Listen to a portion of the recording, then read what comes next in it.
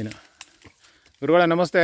ನಮಸ್ತೆ. ಎಲ್ಲ ನೋಡ್ಕೊಬಂದು 5-10 ವರ್ಷದಲ್ಲಿ ಅದ್ಭುತವಾದ ಒಂದು ಏನು ಮನುಷ್ಯನಿಗೆ ಆದಾಯ ಬರೋ ಅಂಥದ್ದು ಬೆಂಗಳೂರಲ್ಲಿ ಏನಿರ್ತಾರೆ ಅವ್ರು ಬಂದು ಇಲ್ಲಿ ವಾಸ ಮಾಡ್ಬೋದು ಅಂತ ಹೇಳಿದ್ರಿ. ಒಂದು ತೊಂದರೆ ಇರೋದು, ಈಗ ಸಡನ್ನಾಗಿ ಬೆಂಗಳೂರು ಬಿಟ್ಟು ಬರಬೇಕು. ತುಂಬ ಜನ ಇದ್ದಾರೆ. ಅವ್ರಿಗೇನು ಒಳ್ಳೆಯ ಒಂದು ಆದಾಯ ಬರೋ ಅಂಥ ರೂಪ ಏನು ಹೇಳ್ತೀರಿ 1 ವರ್ಷ 2 ವರ್ಷದಲ್ಲಿ? ಸರ್, ತುಂಬ ಬೆಳೆಗಳಿದ್ದಾವೆ. ಹ್ಞೂ ಈಗ ಅವ್ರವ್ರ ಜಾಗ ನೋಡ್ಕೊಂಡು ನಾವು ಅದಕ್ಕೆ ಕರೆಕ್ಟಾದ ಒಂದು ಪ್ಲಾನ್ ಕೊಡಬೇಕು. ಯಾಕೆಂದರೆ ಕಾಡು ಪ್ರಾಣಿಗಳ ಕಾಟ ಅಂದರೆ ಮಂಗನ ಕಾಟ ತುಂಬ ಜೋರಿದ್ದಲ್ಲಿ ಕಷ್ಟ ಆಗುತ್ತೆ. ಮಂಗನ ಕಾಟ ಇಲ್ಲ ಅನ್ನುವಲ್ಲಿ ತುಂಬ ಸುಲಭದ ಬೆಳೆ ಬರ್ಡಾಯಿ ಚಿಲ್ಲಿ. 3 ತಿಂಗಳು ತಿನ್ನಲ್ವಾ? ತಿನ್ನಲ್ಲ ಅದನ್ನ ಮಂಗಳು? ಮಂಗ ತಿನ್ನತ್ತೆ. ಅದಕ್ಕೆ ಹೇಳಿದ್ದು, ಮಂಗ ಇರೋಲ್ಲ ಆಗೋಲ್ಲ. ಮಂಗ ಇಲ್ಲ ಅಂದರೆ ತುಂಬ ಸುಲಭ. ಬರ್ಡಾಯಿ ಚಿಲ್ಲಿ ಗಿಡ ನಾಟಿ ಮಾಡಿ 3 ತಿಂಗಳಿಗೆ ಆದಾಯ ಚಾಲು ಆಗುತ್ತೆ. 3 ತಿಂಗಳಿಗೆ ಆದಾಯ ಚಾಲು ಆಗುತ್ತೆ. ಹೈಯೆಸ್ಟ್ ರೇಟ್ ಇದೆ ಮಾರುಕಟ್ಟೆಯಲ್ಲಿ. ಸಾಮಾನ್ಯ ಈಗ ಹತ್ರ 1,500 ರೂಪಾಯಿ ಇದೆ ಕೆಜಿಗೆ. ಒಳ್ಳೆ ರೇಟ್ ಇದೆ.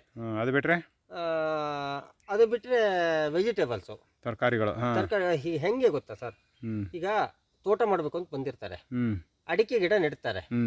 ಆ ಅಡಿಕೆ ಗಿಡ ನೆಡುವಾಗ ಅದರ 4 ದಿಕ್ಕಿ ಇವ್ರು ಪಕ್ಕಾ ಪ್ಲಾನ್ ಮಾಡ್ಕೊಳ್ಬೇಕು.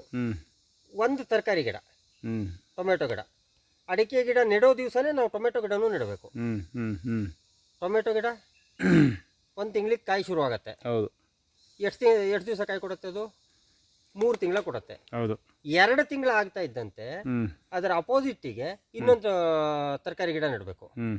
ಅದಕ್ಕೆ 2 ತಿಂಗಳಾಗ್ತಾ ಇದ್ದಂತೆ ಮತ್ತೊಂದು ಮೂಲೆಗೆ, ಅದಕ್ಕೆ 2 ತಿಂಗಳ ಮತ್ತೊಂದು ಮೂಲೆಗೆ.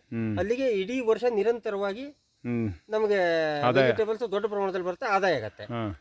ಮೇಂಟೆನೆನ್ಸು, ಅಡಿಕೆ ಗಿಡಕ್ಕೆ ನೀರು ಬಿಡ್ತೀವಿ, ಅದೇ ಇದಕ್ಕೆ ತರಕಾರಿ ಗಿಡಗಳು ಆಯ್ತು. ಜೊತೆಗೆ ಅಡಿಕೆ ಗಿಡಕ್ಕೆ ಸಾಯಿಲ್ ಕಾರ್ಬನ್, ಅದು ಬೇರೆ ಬೇರೆ ಕಾರಣಗಳಿದೆ ತುಂಬಾ. ನಾನು ಏನೇನು ಬೆಳಿಬಹುದು ಅಂತ ಹೇಳ್ತೀನಿ. ತರಕಾರಿಗಳನ್ನು ಬೆಳಿಬಹುದು, ಅರಿಶಿನ, ಶುಂಠಿ.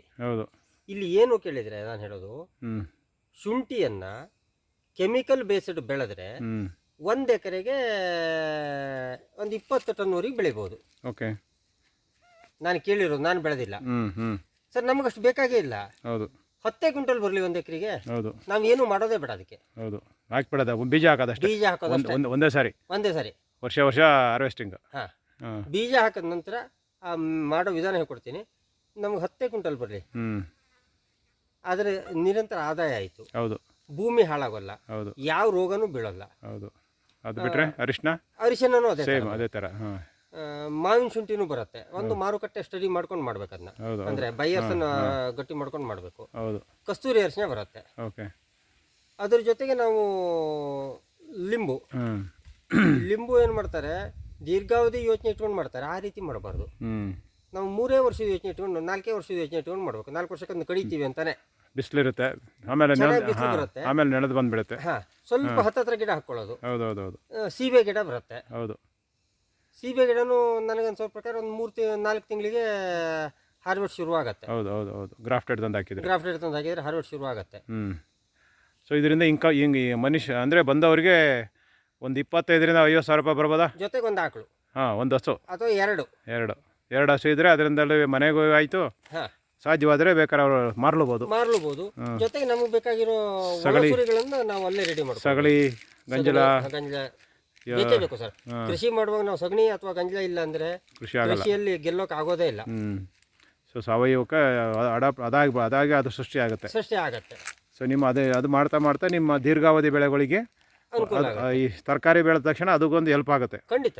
ಅಂದ್ರೆ ಸಾವಯವದಲ್ಲೇ ತರಕಾರಿ ಬೆಳಿಬೇಕು. ಖಂಡಿತ ಮತ್ತೆ ಹೌದು, ಸಾವಯವ ಬಿಟ್ಟರೆ ಬೇರೆ ಮಾತಾಡಬಾರ್ದು. ಅವಶ್ಯಕತೆ ಇಲ್ಲ. ಹೌದು, ನೋಡಿ ಇಲ್ಲ ಎಷ್ಟೊಂದು ಇದೆ. ಇದು ಏನಾರು ಯೂರಿಯಾ ಹಾಕಿದ್ರೆ ಅಲ್ಲಿ ಏನೂ ಹಾಕಿಲ್ಲ. ಅದಾಗೆ ಅದು ಎಷ್ಟು ಯಾವ್ದಾರು ರೋಗ ಬಂದಿದ್ಯಾ ಸರ್?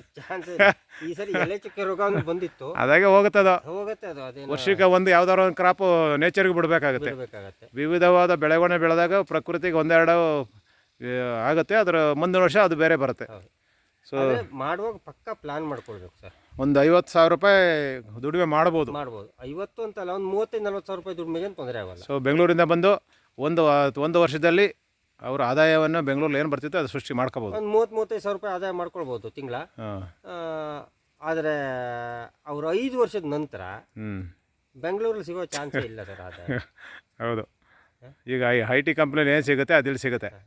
ಸೊ ಈಗ 1 ಎಕರೆ ಇದೆ ಅಂದ್ರೆ ನಾವು ಆರಾಮಾಗಿ ಒಂದು 18-20 ಲಕ್ಷ ರೂಪಾಯಿ ಆದಾಯ ಮಾಡ್ಬೋದು. ಈಗ ನಿಮ್ಮದೇ ಉದಾಹರಣೆಗೆ ನಿಮ್ಮದೇ ಇಲ್ಲಿ ಹಾಂ, ಈ ಕಂಟಿನ್ಯೂಸ್ ವರ್ಷ ಬರ್ತಾಯಿತ್ತು ನಿಮಗೆ. ಬರ್ತಾ ಇದೆ. ನೀವು ಆದರೆ ಒಂದು ಹೇಳ್ತೀನಿ ನಾನು, ಹಾಂ ಈ ನೀವು ಮಾಡೋ ವಿಡಿಯೋದ ಮುಖಾಂತರ ಸ್ಪಷ್ಟತೆ ಕೊಡ್ತೀನಿ. 1 ಎಕರೆಯಲ್ಲಿ ಕನಿಷ್ಠ 15 ಲಕ್ಷದಿಂದ ಅಂದರೆ ಸರಿಯಾಗಿ ಒಂದು 25 ಲಕ್ಷದವರೆಗೆ ಆದಾಯ ತೆಗಿಬೋದು. ಹಾಗಂತ ಹೌದು. 1 ಎಕರೆಯಲ್ಲಿ ನಾವು 20 ಲಕ್ಷ 25 ಲಕ್ಷ ಆದಾಯ ತೆಗಿತೀವಿ ಅಂತ ನಂದು 10 ಎಕರೆ ಇದೆ ನಾನು 2.5 ಕೋಟಿ ತೆಗಿತೀನಿ, ಆ ಭ್ರಮಿಗೆ ಹೋಗಬೇಡಿ. ಇದರಲ್ಲಿ ಯಾಕೆಂದರೆ ಒಂದೊಂದು ಗಿಡಕ್ಕೂ ಒಂದೊಂದು ನಿಮ್ಮ ಸೂಕ್ಷ್ಮತೆ ಅಬ್ಸರ್ವೇಷನ್ ಬೇಕಿರುತ್ತೆ. ಇರಲೇಬೇಕು. ಹೌದು. ಜೊತೆಗೆ ನಾವು 1 ಎಕರೆ 2 ಎಕರೆ ಮೇಂಟೈನ್ ಮಾಡ್ಬೋದು ಬಿಟ್ರೆ ಹೌದು. 10 ಎಕರೆ ಆ ರೀತಿ ಮೇಂಟೈನ್ ಮಾಡುವ ಚಾನ್ಸೇ ಇಲ್ಲ. ಭೂಮಿನೇ ಬೇಕಾಗಿಲ್ಲ ಜಾಸ್ತಿ, 2 ಎಕರೆ ಸಾಕು. 2 ಎಕರೆ ಮ್ಯಾಕ್ಸಿಮಮ್ ಸಾಕು. ಯಾಕೆಂದ್ರೆ 2 ಎಕರೆನ ಒಂದು ಗಂಡ ಹೆಂಡತಿ ಮೇಂಟೈನ್ ಮಾಡ್ಬೋದು. ಹೌದೌದು. 1 ಎಕರೆ ಇದ್ರೆ ಆಗೋದೇ ಇಲ್ಲ. 1 ಎಕರೆಗೆ 10 ಎಕರೆ ಸಮಾನ. ಸೊ ಸುಮ್ಮನೆ ನಾನು ಜಮೀನಿದೆ ಅಂತ ಹೇಳ್ಬಿಟ್ಟು ಏನು ಮಾಡ್ದಲ್ಲ ಲೇಬರಿಗೆ ಕೊಟ್ಟು, ಲೇಬರ್ ಎಲ್ಲ ಎಷ್ಟು ಜನ ಇದ್ದಾರೆ ಲೇಬರಲ್ಲಿ? ನನ್ನ ಹತ್ರ ನನ್ನ ಬಿಟ್ಟು ಇಬ್ರು ಇರೋದು. ಇಬ್ಬರೇನೆ? ಎಷ್ಟು ಎಕರೆ ಇದೆ ಜಮೀನು ನಿಮ್ಮದು? ಒಟ್ಟು 10 ಎಕರೆ. 10 ಎಕರೆಗೆ ಇಬ್ಬರೇ ಲೇಬರ್ಸು. ಪ್ರಪಂಚನೇ ಲೇಬರ್ ಇಲ್ಲ ಅಂತ ಹೊಡ್ಕೊಳ್ತಾ ಇದೆ. ನೀವು ಲೇಬರ್ ಇಲ್ದರೆ ಇಬ್ಬರೇ ಲೇಬರ್ ಎಲ್ಲ ಮೇಂಟೈನ್ ಅಂದರೆ ಇಬ್ಬರು ಏನು ಕೂಲಿ ಕಾರ್ಮಿಕರನ್ನು ನಿಮ್ಮಲ್ಲಿ ಅವರು ತಿಂಗಳಲ್ಲಿ ಬರೋದು 15ರಿಂದ 20 ದಿವಸ ಮಾತ್ರ. ಅರ್ಧ ಕೆಲಸ ಪಾರ್ಟ್ ಟೈಮ್ ವರ್ಕ್ ಲೆಕ್ಕನೇ. ನೋಡಿ, ಈ ಥರ ಕೃಷಿ ಮಾಡೋಕ್ಕೆ ಏನೂ ಕಾರ್ಮಿಕರು ಬೇಕಾಗಿಲ್ಲ ಜಾಸ್ತಿ. ತುಂಬ ಸಂತೋಷ. 18 ತಾರೀಕು ಬರ್ತೀವಲ್ಲ, ಜಾಸ್ತಿ ಡಿಸ್ಕಷನ್ ಮಾಡೋಣ. ತುಂಬ ಸಂತೋಷ.